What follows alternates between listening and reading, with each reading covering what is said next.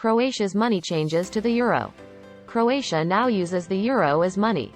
It just became the 20th country to change. Before, it used the kuna.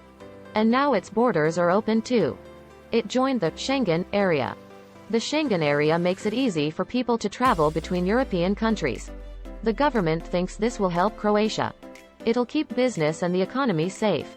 It'll be good for the tourist industry too. This industry brings 20% of the country's money. Cars from across Europe can now come in. They don't need to stop for passport control. It's a happy time for Croatia. The journey wasn't easy. From 1991 to 1995, there was a war.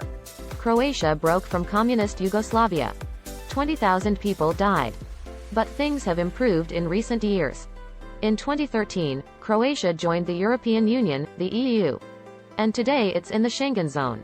These are big changes for Croatia. Fantastic, said one national newspaper.